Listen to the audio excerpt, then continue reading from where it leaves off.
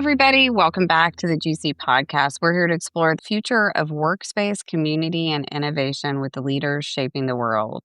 Today's guest is Chris Moeller, entrepreneur, environmentalist, advocate, founder of Orion Growth and Pathway Communities. Chris is a badass founder, entrepreneur that's making change in the world. Whether you're a co-working professional, real estate innovator, or somebody passionate about shaping the next American dream, you'll want to hear his insights and data-driven approaches into environmental literacy and collaborative community building. Oh, that was a mouthful. Good morning. How are you? I'm so well. I'm great. Thank you for having me, Liz. This is fun. Oh, I'm so excited to have you. So, y'all, I met Chris through my good friend Sam Rosen, and we have been hanging out ever since, and it's been incredible. And I was like, I got to get you on the podcast. So here we are. Okay, so one of the things I am very into asking everybody this year, because I have figured out it's a game changer for me, and I know you're a routine guy because I know about your vinyl Sundays. That's right. What's your morning routine look like, Chris? Ooh, wow. Starts early, always. My time I've carved out is kind of between 5 and 7. I usually kind of up and out. I have a detached garage workspace. That's where I am now, so I can remove myself from the house. Cup of coffee for sure. First thing is when the feet hit the floor. And then usually an hour of research and an hour of writing. I try to get ahead of it before the world wakes up and the emails start and the phones ring. So by 8, I'm kind of like done with that routine. Love it. Love it. Yeah, I get up and do some reading. I started meditating this year, and I'm not really sure what it does for me, but I now want to do it. Instead of myself making myself do it, I want to do it. So that's kind of good. So yeah, it works out for me. Yeah, good. Okay. The next step after that, between 8 and 8:30 or 9, is I usually kind of go for a walk and clear my head, get dressed, change, kind of get into the day. So that sort of next part of the meditation part comes with a outside hike, walk around the neighborhood and then kind of at it for the day. Yep. Yep. Similar. I got to walk the dogs, and I get up an hour before I need to do anything so I can have that time to get myself set for the day. Right. So, can you share a little bit of your journey into regenerative real estate and community resilience? Like, how did we get here for our listeners? Kind of like a little bit of background. Yeah, that's a great question. So I sort of introduced myself now as a recovering office developer, which gets people laughing because I'm actually more in the residential industry now and residential community building industry now as a result. Let's just take this week, for example. Monday morning, I started at the Innovation Barn, which is a place here in Charlotte that is an asset of Envision Charlotte. And that's the circular economy was actually adopted by our politicians here in Charlotte, North Carolina. So we're the first circular economy in the U.S., which is really interesting. It brings in a lot of interesting thought leadership from across the world. So we had a conference on Monday about the circular economy with a Dutch group called Metabolic that came in. And really, it's thinking about things in circles rather than lines. And I realized, along that journey that, my traditional office experience just felt extractive. It didn't feel like we were providing enough community. We were providing enough place. So that's really where the journey began is, how do we get to the people part of this and less place-based? Yeah, for sure. For sure. And how has your education and early career influenced your current vision for stable housing? Actually, it's funny. Amazingly enough, right? The world is there's some crazy forces at work here. I double majored, and my first major was in geology. So that's where I get my outdoor vibe because I understand the world a little bit differently, maybe than a lot of folks. When I get to look out any window, whether it's an airplane window or a bus window or a car window or a train window, I'm looking at the world through the lens of geomorphology. So I see the earth maybe a little bit more, I have a more intimate relationship with it. But I also realized I didn't want to get into oil and gas. And that's pretty much what the option was for me as a geologist. I wasn't going to go stand at the rim of a volcano and see cool stuff. There's only so many people that get that opportunity. It was probably going to be a future in drilling and oil and gas, and that just wasn't for me. So I got a communication degree, and that served me really well because we're in the process, I think, of really sort of reformulating a lot of language in business. And it's been really fun working with large language models and the communication model now scientifically. So that's kind of the irony, is that there's an earth sciences background and a communication sciences background, and they're kind of coming together. Love it. Love it. So you live by 3 hashtags, and I wanna go through each one.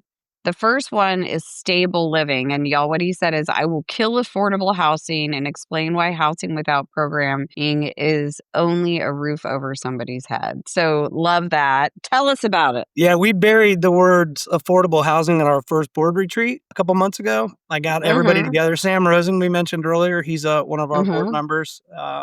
Shout outs to Sam. He couldn't join us because it was a holiday, Jewish holiday, and he was with his grandmother, Mm. but he joined us virtually and shared some of his insights with us, which was cool because we were in the middle of nowhere at a barn. So stable living starts with killing the word affordable housing, because affordable housing is a symptom Mm. of economic struggles. And affordable housing model, even in the traditional sense of multifamily development, is built on area median income and through grants and through federal subsidies. And it ends up giving people a roof over their head, which is super important.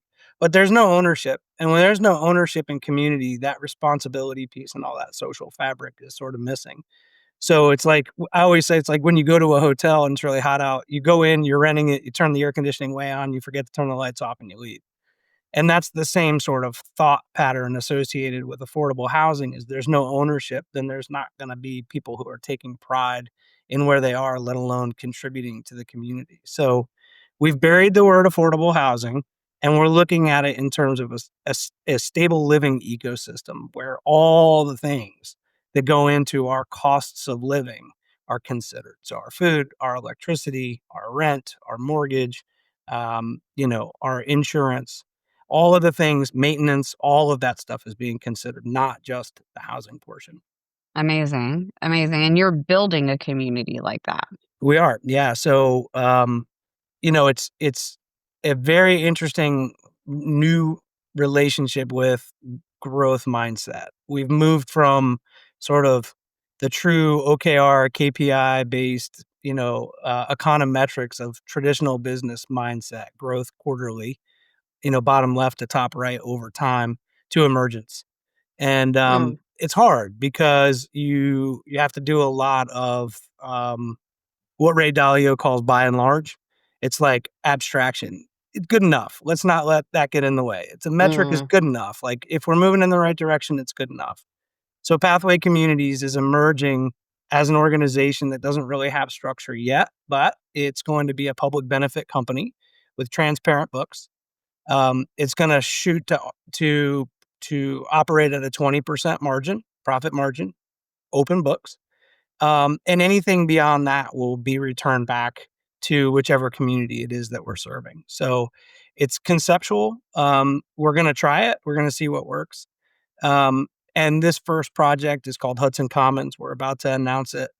We think we're probably going to break ground in April, but it's Mhm. in Hudson, North Carolina, sort of smack dab between Watauga County, which is where Boone is, and App State, and Mhm. Hickory. So right along the Blue Ridge Parkway, or right along Mm. 321 in the Blue Ridge Mountains, kind of squarely in the middle of disaster recovery response from Hurricane Helene. Oh, wow. I can't wait to see where that goes. And I definitely also would love for you to touch on how you're trying to help a particular group of workers with this housing.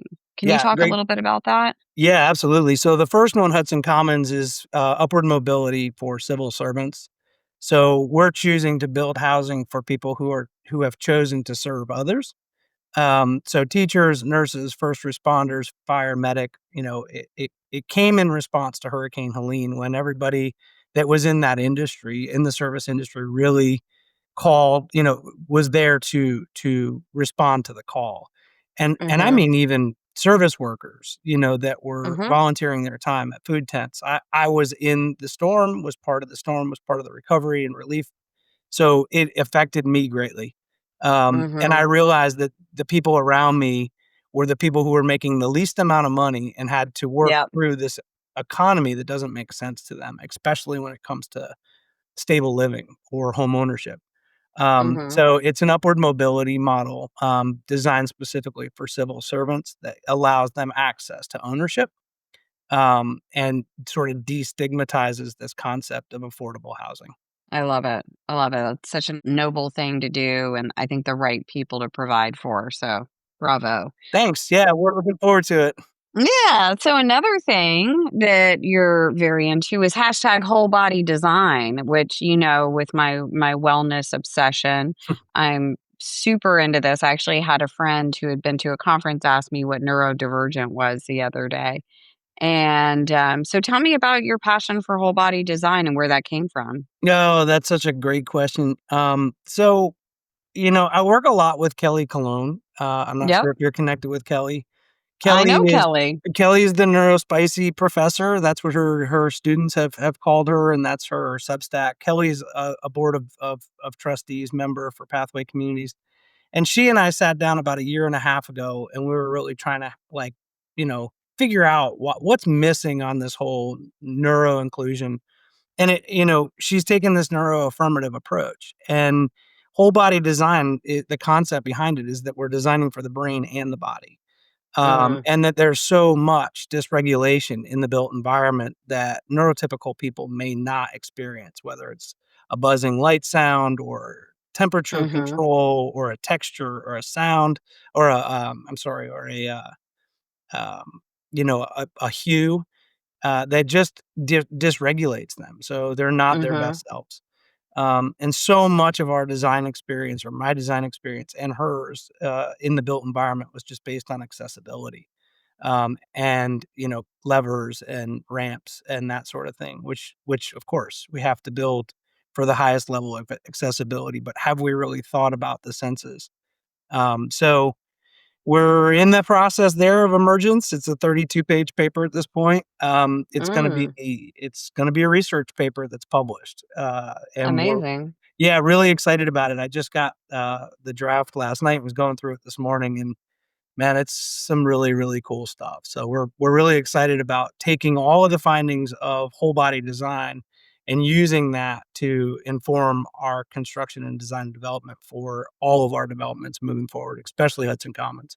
Yeah, for sure, for sure. I'm amazed when I walk into occasionally a co-working space somewhere and they've got chairs that are just, wooden school chairs basically. And I'm like, that's not supporting the human body. And there's also a big rise in co-working to having quiet rooms. Mhm. So rooms where you're not supposed to talk, there's not supposed to be any noise, and they're soundproofed. And, I think that's also a response to the rest of the space doesn't work for a lot of people. And those are really growing in popularity. And I think as we realize, what a large portion of the population is neurodivergent, then designing for it is just a big no-brainer. Yeah, I'm a member of Switchyards, and I was just in Asheville, and Mhm. Switchyards is a very sort of like in your face opportunity to experience a vibe Mhm. when you walk in. It either works for you or it doesn't. But they're aware of that, and they have a library that's completely soundproofed and silent. So you can Mhm. have the vibe of the music and people talking out in the open plan area intentionally, or you can book a conference room and have quiet and have a conversation. You can book a phone booth and have a one-on-one call like this, or you can go into the library and be completely heads down. And just this past week, I was in 4 different co-working spaces because I was on the road all week. Uh-huh. There's a co-working space called Mojo on Yeah, Broadway. yeah. Know 'em well. Yeah, so I was with the Mojo folks. I was at Switchyards at the River Arts District down the road. Mhm. And then I was at the Center for Craft, which is right next to Mojo, and they've put, in their middle floor, so it's a museum on the first floor, and their middle floor is co-working space. So I sat and Mm. worked in there for a little while. And then I was invited out to a very interesting, co-working space called the Code Generation Station, which I'll let you look up Mm. sometime. It's geodesic domes. One of my board of directors members, Marty Clemens, is behind it, and it's for the regenerative community. Very Mm. interesting, yoga based. It's in the middle of the woods on the top of a mountain. So, Huh. um, totally opposite what you would normally think of a co-working station, a Yeah. co-working space. It's 30 minutes outside of the city on the top of a mountain. Yeah, that's very cool. And with switch yards, they actually do have those wooden chairs. That's who I was thinking about. But for them, it's also a very intentional part of their design, right? They don't want you to stay there for 5 hours. This is a touchdown space. They want you to touch down, and if you're uncomfortable, move to a different part of the space. That's right. And it's really smart and it really works. That's also people why Starbucks puts in really uncomfortable seating because they don't want you to stay. Right, and they have lounge areas in switch Yeah. yards, and they also it's Yeah. upcycling. Almost everything that they have in there is a simple upcycle. So it's been used they're the library chairs from the '80s that we sat in I when we love it. studied, I so, love it. Yeah, no, they're reusing that stuff, so it's cool. Switchards is awesome. Yeah. Okay, so last hashtag that I don't know a lot about that I want to hear about is total tenacity. This is the operating system behind how we keep things stable and regenerative in our pathway communities. Tell me more. Is Yeah, this technology? it is technology, and it's just a slight correction, it's total tenancy. So Oh, it sorry. No, that's fine. It's thinking about things through the lens of being a tenant. Mm, Which is interesting because in the technology world, your tenant is where all of your data lives. It's your knowledge right. management system. And in the built environment, it's where you go, right? It used to be the center. So you would be a tenant in a building. So total tenancy really is looking at both the physical and the digital and turning that more into a platform. That's kind of our secret sauce Mhm. for stable living and for long term affordability in the operating system. Now that we hear buzzwords like agentic design, AGI, LLMs, this stuff has been around for a long, long time. And alongside blockchain technology and smart contracts, it's going to disintermediate a lot of relationships associated with traditional agentic relationships in sales and relationships in services. So, total tenancy is designed to do that. It's designed to take a program management perspective and a property management perspective and create contracts on both sides of the party that are just agentic Mhm. to cut out a lot of the fat, so to speak, a lot of the folks that Mhm. don't necessarily add value, but they certainly add cost. And our hope and our goal, again, through emergence, is that we can return some of that cost back to the community, which keeps the cost stable. I like to say that it helps us turn process into product and product into technology to drive the cost down over time. And that's the theory behind it: is total tenancy should be stable living turned into a technology to drive cost down over time. Love it. Love it. I was wrong. There's another hashtag, which is my favorite. It's tiny giants. The Oh, notion that small things done consistently over time have compounding results. yeah, that came from Helene response in recovery. So Mm. I'll share that story with you. On the 24th of September last year, I was up at our farm in Grayson County, Virginia, which is at the top of the Blue Ridge Mountains, southwestern Virginia, about 80 miles north of Asheville. Um, and I was up there for a parents' weekend for my daughter's school, and it was just pouring down rain.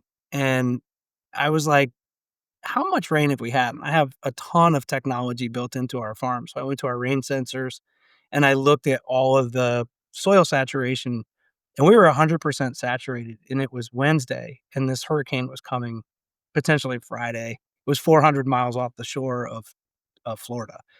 So I realized pretty quickly that we were in trouble. They were forecasting another 15 to 18 inches of rain. We'd already received about Whoa. 8 or 9 inches of rain. We were at capacity, even just at our farm. All of our spillways were full. Um, so I sort of buckled down and said, "All right, I got to go get some fuel. I'm going to Mhm. prepare for the worst and hope for the best." And it was the worst. The worst came. The floods came. I couldn't believe what I was seeing in terms of the technology discharge from USGS stuff, and the new river was 26 feet over. I have videos of this stuff back on LinkedIn, sort of sharing some of that stuff live. So anyway, the worst came, and what I realized was that I was surrounded by tiny giants. These people, everyday people that were out there just trying to like chip away at something, anything at the beginning of recovery. And I can't begin to explain to you how overwhelming it seemed like it was. Um, Yeah. and the tiny giants were everywhere. And I realized that through that hashtag, it came from a friend of mine, Charlie, uh, and I used to do this innovation workshop, and Charlie was the one that brought tiny giants to the table. Small acts done consistently over time give compounding results. Here we are, 397, I think, days later, and I was just at River Arts District in downtown Asheville yesterday, and I took video. They're not fine. This is far from over, but the amount of work and the amount of collaborative energy and the amount of effort that has gone into this relief and recovery in 1 year, it's because of tiny giants. It's because people consistently showed up and did a little bit of work every single day for the last year and a half, or year and a month, year and 2 months. And here we are, starting to regenerate, starting to think about what do we want this to be now that a lot of it's different. So Yeah. that's the hashtag that goes on just about everything when I see people who are doing that type of co-contribution and work in the community. Little things consistently over time. It's amazing when a crisis occurs, all the people that run towards it. And I'm one of those people. Like, I love the concept of tiny giants, and I think Americans are just really incredible when there's something bad happens and we need to bound together no matter what to just get stuff done, we get that done. My Absolutely. brother was affected by the hurricane in North Carolina as well. He's got a property outside of Asheville, and I couldn't believe the stories and the photos and the videos and the treacherous conditions to just get anywhere. And then also can't believe how quickly it was rectified. Yeah, so it leads to resilient communities. You'll see a lot of times I sign off on my LinkedIn post with Mhm. Chris Moeller, and I help build resilient communities. Ask me how. What we're realizing is that there's a lot of different sort of forces here, but I'll try to back up and go macro. Mhm. There are bioregions. So we live in a colonial as world, right, where we have counties and towns and states, and it's all very chopped up and very divided, and it is what it is. That's how we got to where we are. But if you take a look at it from an Earth perspective, there are bioregions, and we are in this region here in North Carolina where I am is bioregion NA 21, North or 24, North America 24. And, the Western North Carolina is a temperate rainforest. Excuse me. It's also some of the oldest mountain ranges and waterways and tributaries in the world. So there's a certain value to all of that, right? The watershed, Mhm. all of that. So looking at it through the lens of NA 24 as a bioregion, what we are starting to do is sort of reassociate or reattribute our resources, our natural resources. Where should we be doing things? Right now, most of our agriculture is happening on the east side of the state. It shouldn't be. It should be happening more on the west side of the state because the soils are sandy on the west side, on the eastern side of the state, but they're loamy on the western side of the state. So, reallocating our natural resources back into bioregions is really, really important and sort of getting that right. Um, and what ends up happening is you create these centers for resilience simply because you're working with nature instead of working against it. We can look at the Mhm. West Coast. People say, what's going to happen when the lakes run out of water? Well, I mean, unfortunately, the answer is someone will build a pipeline and will melt water from Alaska. And instead of it being oil, it'll be water. And that will be Mhm. commoditized and traded on an exchange. And we'll be in a water war. That's really what will happen. Or we could look at our natural systems and use the technology that Earth has given us over the last 4 billion years and create pockets of resiliency so that we don't need that dependency on a massive amount of water. So anyway, sorry, I could go on for days about that. We're using a lot of our natural resources and a lot of of Earth's natural technology against ourselves. Mhm. And you hate the word sustainable, correct? Yeah, we buried that one too. We I held a eulogy. I'd be happy to share it in the clip in the notes. I wrote it out and we declared both of Okay. those words dead. We literally buried them in the dirt at our farm because So we and hear someone that said a we should lot. someone said we should And burn them, and I said, "No, we have to put them in the earth because the earth will take them yeah. and they might come out as something else." Um, So we still use the term sustainable a ton in the co-working world. So tell mhm. us why we need to bury that. Well, I think that it has its place, but it's just been placated and it's been bureaucratized or whatever word you want to use, politicized, Hmm. to mean whatever it needs to mean for whoever says it. And it's the same with like ESG. Mm, We just need to start at a place where a lot of the basics are just given. Like, for example, Hudson Commons, we're building with construction science, we're building to thermal dynamic performance, we're building to the building enclosure standard, not code. So we're not talking about net zero energy. We're building to it first. That's a basic. Once we get all of the things incorporated, photovoltaics, the microgrid, the thermodynamics, the ductless systems, the heat pumps that allow us the ability to be efficient and sustainable, then we sustain. And mm, I just don't feel like very many of our systems are worthy of sustenance right now. mm. So when we get there, I'll bring the word back. Hopefully it will sprout. Maybe something will come out of the ground and maybe it'll be a different word. But if it's worthy, use the word. If it's not, don't. Okay. I like that. If it's worthy, use the word. And if it isn't, don't. That's great. So, one of the things that I worked on, kind of recently was moving the co working industry out of identifying as real estate and as identifying as hospitality for a few reasons. One was I felt like real estate was a sinking anchor to our business. And I felt like I'd been banging my head up against the wall for a long time trying to get real estate people to understand community. Mhm. So, how have you fostered a collaboration between real estate, technology, and what you're trying to build? Because I want to learn from Yeah, thanks. Again, emerging, right? It's all it. theoretical, but I think we're onto something. Real estate is steeped in general partners, limited partners, and internal rate of return, right? That's how developers come together. Then there's usually a JV and a capital stack, and then you go out and develop. And you develop for a purpose, and then that purpose is this rate of return. And then it becomes at that point sort of a future of it doesn't matter because most of that Right. initial work is done. And they succeeded successfully to do that. There's nothing wrong with that. It feeds capital markets. That's how institutional investments work. That's how REITs became available, which is probably half of how our pensions are propped up and a lot Hmm. of healthcare. So, you know, real estate was a capital markets tool for sure for institutional investment.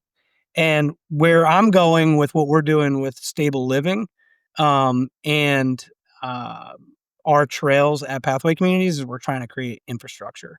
We're really trying to shift away from capital markets investment in assets and move into an infrastructure based design so that they can actually land on a balance sheet. Value and benefit can show up on a balance sheet, and they heretofore really haven't been able to.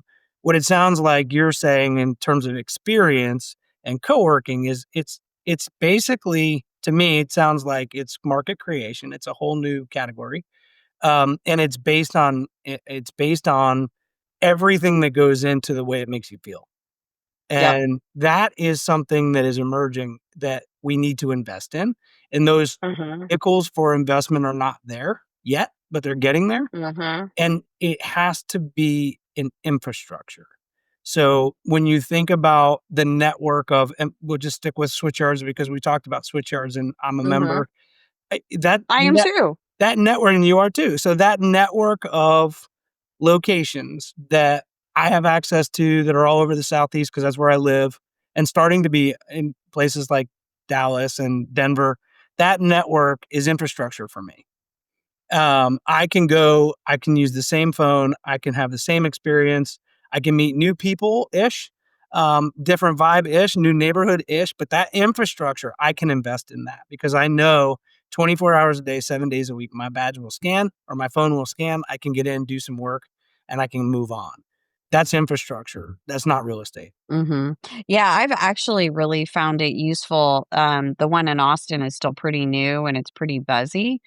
So I actually really like going in on the weekends when I just want to do some kind of heads down work or some thinking or some reading. and there's like 5 people in there, and, like, to me, that's when I really enjoy using it. Yeah, I love that, all access is another part of flexibility and Mhm, agency and work. So many mhm, people are talking about return to office still and certain number of hours, a certain days of weeks. Like, I urge people and encourage people all the time to sort of reconsider your relationship with time, because the future of work that we're moving into doesn't care about time the same way. It doesn't respect time in the same way. So if you're feeling it, feel it. I've been a founder for 25 years of various different companies. I've never had a set schedule. I do work when it needs to be done, and I do work when I'm inspired to do work. That's not I don't even really look at that as a privilege. It's just sort of a byproduct of agency. And I give all of my mhm. employees that same level of agency. If it's not done on time, then that's a problem. But it doesn't have to be done Monday through Friday between 9 and 5. I want you to be at the soccer game. I want you to have a great Yep, time at the concert and sleep in. Like, I want life yep. to mix with work rather than the opposite. Yeah, you stated that so perfectly, and I was speaking with Raj Chowdhury before he spoke, about his new book at Juicy Boston, and I was saying, we were talking about the return to office, and I was talking about how people have just fundamentally changed, and we need to have this flexibility, and we wanna work where we want, when we want, how we want, and the spaces that offer belonging are the ones that are really gonna thrive. And I said, "But what do you say to these CEOs who can't get over the fact that they can't, micromanage how many hours this person is producing X?" And he's like, "If that's what you're doing it wrong, and that's the wrong person." Totally. And I was like, You got the wrong culture and the wrong employee. And that's, "Yeah." like, it's a double negative because you're trying to prop something up that's not like I said before, we're working against nature's technology. That is Mhm, working against nature's technology. I believe firmly that we as humans need autonomy, and we don't mhm. necessarily do all of our work the same way at the same time. So to try to create a uniform place and a uniform time to do this abstractive work seems completely opposite the forces of the world that we live in to me. Yeah, same, same, and I actually crack up when I think about, early in my career, I worked for Dell, and they, had an ocean of these gray, green cubicles, and they just put you in one and said, "Do it." And we just all sat there and did it. And I love that it's shifted to today. If somebody says, "And here's a cubicle you're gonna sit in," most people are going to just turn around and walk out the door. Mhm. Yeah. And this transcends into life. This transcends into living. This is why future of work became future of living for me, which became an operating system of stable living. Um, People are not going to sit around for 30 years in a house anymore either. Mm-mm. So the mortgage products that are out there that are capital markets based, central bank based Mhm, products are obsolete. Folks mhm, want autonomy. They want to be able to move. They also want to be able to stay. That option to mhm, stay in their house or move out of their house is really important. And it's being very much being considered in our financial products that we're going to offer much shorter mortgages if possible. We're decoupling the land. We're using land trusts and deed restrictions to allow our tenants, our residents, to own the structure, but not the land. That's how Habitat for Humanities does their work, and they're mhm, deed restricted and obligated to sell it back to us. That's gonna allow us to stabilize the cost of living. If it hits the market, it's gonna be subject to whatever the fluctuation is in market rate. We wanna prevent mhm, that. We wanna tamp that down to create stable living so that the person that comes in after them also gets an opportunity to participate in ownership and equity, but at a limited way, and then still, value the benefit of that mhm. affordability in perpetuity, or at least flatten the line. Let's put it that way. Yeah, yeah. Love it. Love it. Hey everybody, breaking in for a little note from our sponsor, Office R&D. The co-working world is evolving fast, and 2026 is set to bring even bigger changes. Join top industry leaders in the live webinar Defining Co-working and Flex Space Trends for 2026, hosted by Office R&D, where they'll unpack the biggest lessons from 2025 and reveal what's coming next. If you're running or managing a co-working or flex space, you won't want to miss this one. Register for free at ofrnd.com/trends. We'll see you there. So what challenges are you facing as you're building these resilient communities, and how are you overcoming them? Um, a lot of it's social challenges, a lot of it's the words don't exist, the products don't exist, Mhm. entity formations don't exist. When I was looking at pathway communities originally, we started thinking that we were gonna be a nonprofit.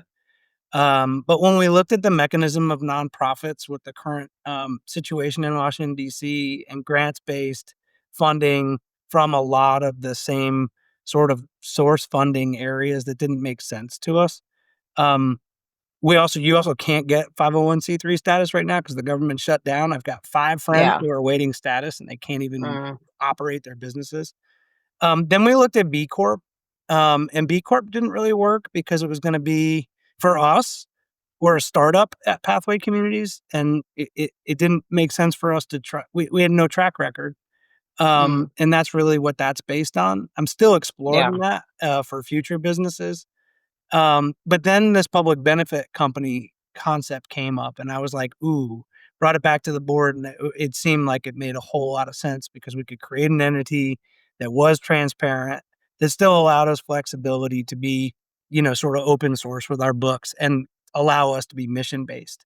Mhm. And really to serve the stable living concept, it takes a mission to do that. But the government entities, the taxes, the IRS, the breakdown of hierarchical structure and the need to do that is really Mhm. complex inside of the business entity formation. Um, and the other thing is just the social side of it. The words don't make sense to people. People will say, "Why would you want to create a house? Why would you want to put a product on the market that didn't go up in value, like crazy up in Mhm. value?" Mhm. So getting people to understand that there are alternative investments outside of your home that could potentially m make you more wealthy over time Mhm. than the extractive model of homeownership. Yeah, it's interesting because one of a theme that keeps coming up for me is community over capitalism. And that's really, something we've faced in co-working for a long time because you can't point to community. You can't kind of wrap your arms around it, but if it's there, you know it's there. And you can't buy it, you Mm, gotta build it. And so it's this nebulous out there thing. Now I'm really excited. There is a company that, is working on a way to track kind of collisions and serendipitous interactions. mhm, So I think we're getting very close to technology that can track community, mhm. and that will be exciting. But, the I can't tell you how it works, but I can tell you if you've got a banging community, your numbers are gonna work out. Yeah, no doubt, and there's a And ton of technology out there that's starting to do that. It's all in the Web3 space, and folks haven't mhm, explored that yet, but I built systems that were consensus mechanisms based on voting. There's co-contribution systems, stuff that mhm, Darren Murph and JJ Reeder were working on at GitLab back in the day. Laurel Ferrer is a consultant of ours, and she has been doing remote work and, rural broadband initiatives across the world for lots of years. So the community involvement piece is there. It's just not cohesive and it's not mhm, accessible yet. It's not, mhm, we've grown so accustomed to the easy button that folks are not very willing to explore unless they can just hit one button. And that complexity takes a long time to get simple. And that's been part of we say people, platform, and place. I've been focused on mhm, people a lot, but I've also kinda in the background been focused on platform. Accessibility to that platform is really important because people don't want another login, they don't want another app to manage, they don't want another thing to see, they don't want another notification. So, that co-contribution system is definitely robust, it's definitely built. It's just not there yet. mhm. Yeah, yeah, it's coming, it's coming. So another question for you as you're building out this community, you know that I'm a huge, huge advocate for mental health. And one of the things that I see tons of co-working spaces doing now is everybody's adding in a gym, which is fantastic. Gyms are great. Physical health, or physical exertion is great for your mental health, but I really want people to be addressing mental health like full on, full face, like let's go. And one of the things I'm doing is I'm really doing a huge call to action to CEOs around the world to provide free mental health services in their co-working space. Yes. And I'm wondering, like, what are you thinking about in terms of how you can help, especially these civil workers with mental health services? Yeah, awesome question. So I'll talk in general and then I'll talk specifically. Wellness is such a nebulous term, right? It's like sustainability again. Mhm. One of the things that we've tracked back and as part of the conference that I was at yesterday up in Asheville was food systems based. It wasn't meant to be that specific, but so many folks in the room were regenerative thinkers, were thinking about regenerative agriculture and the nutritional value of the food that we eat. Yeah. Um, you know, so much of our habits and so much of what we do to ourselves causes a lot of wellness issues. So food has become very, very important in our mission Yeah. in creating that connection to small local producers. The average farmer is 58.1 years old. And since 2017 in the US, we've lost about 240,000 small local Wow. producing farms. There's a massive problem right now in our food system, and it's all industrialized, which is great, but it's also ultra processed when it's industrialized. So we have more access to food as Americans than anybody else, and it's cheaper. The problem is that we're not valuing the nutritional value. So it's that Mhm. inside thing that you can't see to track again. It's that a little Yep. annoying thing that's in there called nutritional value. We're shopping based on what it looks like, not what's in it. And that Mhm. nutritional value is something that we're trying to bring out. Once you're feeding your body right functionally, um, you can start to talk about other things like kinetics. Are you moving your body, your cardiovascular health, your mental health?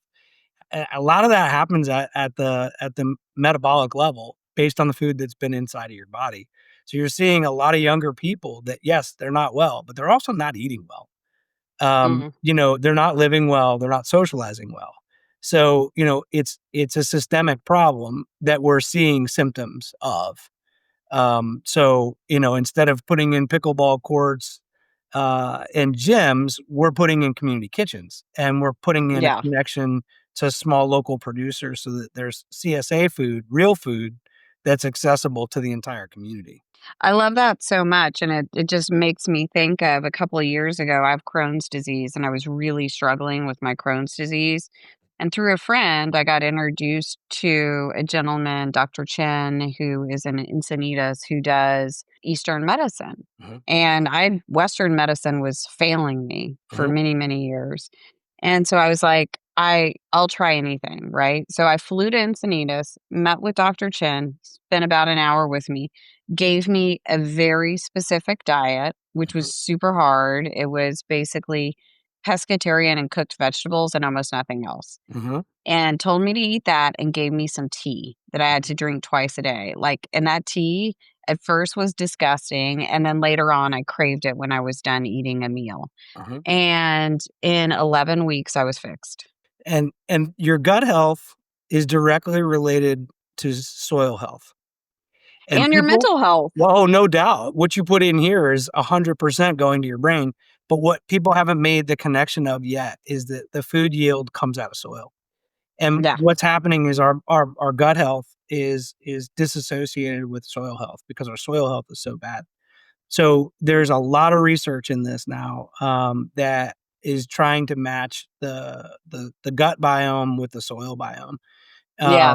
And that's all happening in functional medicine. Obviously, there's pharmaceutical groups that are very interested in this type of thing, but in a world where you can be on a GLP-1 and eat, ice cream every day and, maintain what looks right, you're starving your Mhm. metabolic system from all the Yeah. things that needs to happen, and we are so far removed from understanding our nutritional value and our metabolic system associated with real food because there's a true cost to convenience. We go to the grocery store, there's Yeah. stuff there, we go to I mean, I'm just as guilty of it as anybody else. We get on the road, we're on a family trip or whatever, we're pulling over to fast food, we're eating, like, it just is what it is.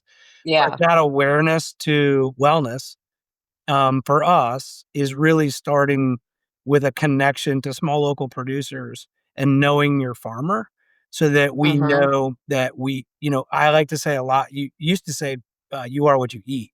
Now you are what your food eats.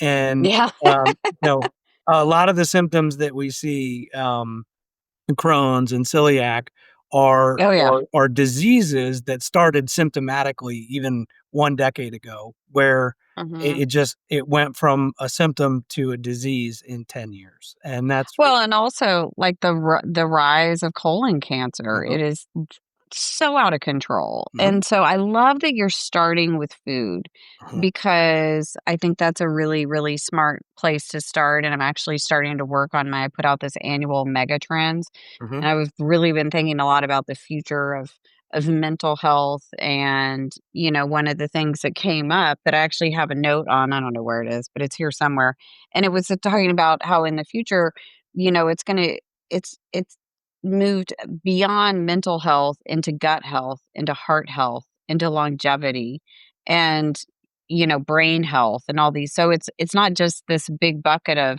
wellness or mental health. It's like, let's go attack all the things where we know we're having a problem. yeah, that's right, and, so I do a lot of, small events as part of my coaching business here that is about food awareness, so it's called, Food for Thought. So Mhm. they're Jeffersonian dinners, but they're Jeffersonian dinners picked at farm to table places. And I go out and do the research to make sure that the chef is truly doing what they're supposed to be doing, sourcing from local sources. And that's hard to find that connection too. Those local producers really need creative chefs. And then they need flexibility at the customer level where you're not going into that restaurant for that same thing every time because it's perfect. And that's what we used to look for is Mhm. consistency so that I'm going to Donato's to get their chicken parm because it's always awesome, right? Like, sure, that's fine, but if we eat seasonally, that's impossible, and if there's a storm, that's impossible, and if there's blight, that's impossible because we are making our food outside, and it's subject to climate change, and it's subject to weather. So what those small local producers bring in is what's available at the restaurant. And that's very different than getting raspberries, in February, because we want them. So, Yeah. eating seasonally and just there's so much awareness around food that can happen that's such an awesome thing. And it's infinite. So my goal is not to change people. It's just to bring more awareness to the fact that like it doesn't have to cost more. You can choose healthier options. You just can't do it in the way that you normally do it. You have to go out of your way. Mhm. Yeah, I lived in Italy for a year and it took me a little bit to figure out, right? I would be like, "Oh, I'm gonna make this recipe." And then I would go to the fruit stand and the fruit stand didn't have the fruit I wanted because it wasn't in season. And then I'd go to the vegetable stand and they didn't have the mushrooms because it wasn't mushroom season. And I was Mhm. like, "Huh. So just everything's not available year round. Interesting." Right?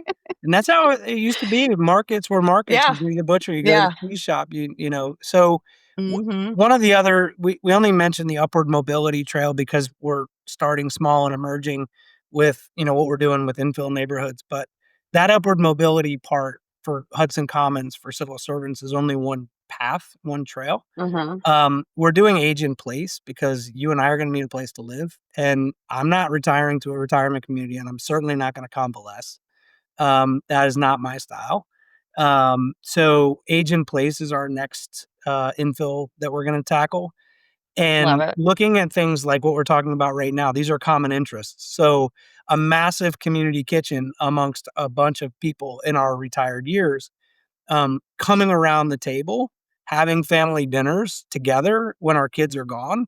That sounds like interest to me, where you bring something, I bring something, it's potluck, and then we cook Mhm. something together. And maybe there's 4 couples or 8 couples, and maybe there's grandkids, and maybe there aren't. That community kitchen is to me central to age in place.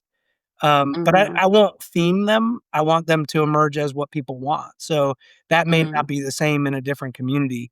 But looking at things in terms of social amenities rather than active activities is really Mhm. important. There's going to be a pickleball court down the road, no matter where you live now, because we've industrialized pickleball. So I don't want to bring that to my community. I want to get out of my community to go play pickleball. But when I'm Mhm. back in my community, I want that casual collision to happen over a meal or over a cup of coffee where we're engaged and we can actually sit down and have a conversation where we're not just hustling off to the next thing. Mhm. Love it. So I'm hoping that I've got a bunch of co-working leaders listening to this and thinking about their businesses differently and thinking about food and thinking about giving back and thinking about civil servants and thinking about how they can be actually sustainable instead of just throwing around the term. What are some things that you want co-working leaders to be leaning into right now? I think exploring those nebulous concepts in units of measure that we're not quite getting to yet. When you have a collective group of humans, any collective group of humans, you have an amazing pool of thought. And I think that that's something that we need to focus more on and harness more from. And I know it sounds sort of woo woo, but there's something there. There's something in every co working place where you could say, I bet you there's 20 people in here and we could do all of it right here with these 20 people. Mhm. Sharing each other's efforts and passions and abilities, being really good about like that concept of like, think global, eat local, using the resources of the community that's right there among you, getting in to know each other's businesses and what their purposes are and trying to support each Mhm. other. It sounds so cliche, but that creates resilience. That's a network node. It's decentralized. There's a ton of information on how resilient that creates, that the resiliency that type of network creates. Um, and you don't have to go out of your tribe. You can keep your gross domestic product, you can keep your total thought, you can keep all of that right inside your ecosystem. And if someone comes in, let them in, right? There's no walled garden, but at the end of the day, you have so much resource right there available to you that we need to explore more, especially if you're already getting people in. Most of the corporates can't even get that. Yeah. Yeah, for sure, for sure. I love that. And yeah, I think a lot of people do a really good job of getting to know their members, but not everybody does. And it's also on you to introduce yourself to the person sitting next to you. Like, it's just something we need to do more of because people need to be seen and heard in today's society because we're all so busy looking at these devices instead of looking into each other's eyes. Mhm. And a lot of that food for thought, stuff that I'm working on can be sponsored by a co-working group where you're not hiring somebody to be a community manager. You see somebody that's already there a couple of days a week, they're active, they're gregarious, they're meeting other people, but then you also see that person who is probably an introvert who's sitting in the corner has something to offer who hasn't been saying it yet. We do this in facilitation all the time, right? When we're at workshop Yep. and, master facilitator will pull out the best in everyone. Yep. Invest in a food for thought. Bring 14 or 15 members together, buy them dinner, and just say, "Hey guys, look, like this is your community." You don't have to pay them. It's great. They can be their own community managers and they can Mhm. start to work with agency and autonomy and not be a paid face with a shirt on that says, "I'm here to make sure that you meet you." Right? Like bring that naturally together and just say, "Come on, let's go out and have dinner one night. And let me introduce all of you so that you know each other." That's going to be Yeah. that impact will go on and on and on. And then you're going to get 6, 8, 10 more months out of those people if, they feel actively engaged and heard. Totally, totally. Okay, so I've asked a lot of questions. What questions should I have asked you that I didn't? Ooh, that's a really good question, Liz. Um, I'm basically asking you to do my job for me. no, listen, maybe something personal. I listened to, Willie and Waylon last night, Oh, sitting on the I couch. love it. I've been gone Monday through Thursday this week and at conferences and gone. And I came home exhausted, so full of awesome human energy, but I was exhausted. So my wife said, "I don't feel like cooking." I said, "I don't feel like cooking either." She's like, "Well, what do you wanna do?" And I was like, "Honestly, I wanna pop a bottle of wine, and I wanna go through Liz's dad's records and listen to one we haven't Mhm. listened to." So we sat and listened to Willie and Waylon last night. So the question is, what did you sit and listen to last night? And that's what I did, so Oh, I love that so much. So you guys know, a lot of people know my dad. Get like Clint. My dad passed 4 years ago, and he loved Willie and Waylon, and he loved country music, and he loved Crystal Gale, and he loved Anne Murray, and he loved music, and I love music, and that was a huge, huge connection for us. And I'm not a vinyl person because I live in a pretty small home, so I kind of just I don't feel like I have space for vinyl. And I just am sort of Spotify obsessed. So I've had his record collection sitting in my garage, which is a crime, and collecting dust for 4 years. And probably getting a little abused by the heat because it's so dang hot here, and especially in my garage all summer. So funny, I offered the collection to a really dear friend of mine, and he didn't seem that excited about it, and it just didn't make it to my friend, it just didn't feel right. And then I saw that Chris was doing his vinyl Sundays, and I thought, here's a guy who loves music and loves vinyl, and I know he will love my dad's collection. And I also knew that he would get it. Just I'd had enough conversations with Chris that he would get the nostalgia of that from me. And I haven't even known Chris that long. I just knew Chris was the guy. Like that was either my dad or my gut or my God or I don't know. uh-huh. But it's been really beautiful, and I love that you love those things from my dad. Yeah, thank you for sending them. It was an awesome gift. I told you a couple weeks ago I got back similar week to this week. Was Mhm. busy all week, slammed, and then all of a sudden there was a box on the door at the door, and it was fun. It was like Christmas in whatever month is it was September, I guess, Yeah. that it came to me. Yeah. I guess I had no idea what to expect, you didn't share that with me, what it was gonna I didn't know if it was like Nope. 1 album, 1,000 albums. I had Mhm. no idea what his music taste was like, and it's great. There's so much diversity in there. There's classical music, there's Beethoven, there's William Whalen, there's Barbara Streisand, there's, so much good stuff in there. So, it is being used and it is appreciated, and I will continue to think of you and your dad every time we drop a needle. I love that so much, Chris. And thank you so much for your time. I'm really, really excited to get this episode out, and I'm sure there will be many, many more. But I just wanted to recognize what you're doing in the world because it's unique and it's exciting. And, it's just also proof of, it's the people who believe they can change the world are the one who are going to do it. And you and I are both cut from that same cloth. Like I know I can change the world, and you know you can change the world. And I see you, and I love what you're doing, and I want you to keep doing it. Thank you for letting me tell the story and share the space. It reminds me of my favorite Buckminster Fuller quote, "We're called upon to be the architects of our future, not its victims. We can change Mm. anything. We just have to rethink Yeah. it and do it." Yeah, and I think, so many people I know are so disheartened right now. And I mean, sure, there's a lot to be disheartened about. Sure. But if you don't like it, what are you doing about it? Come You along. know?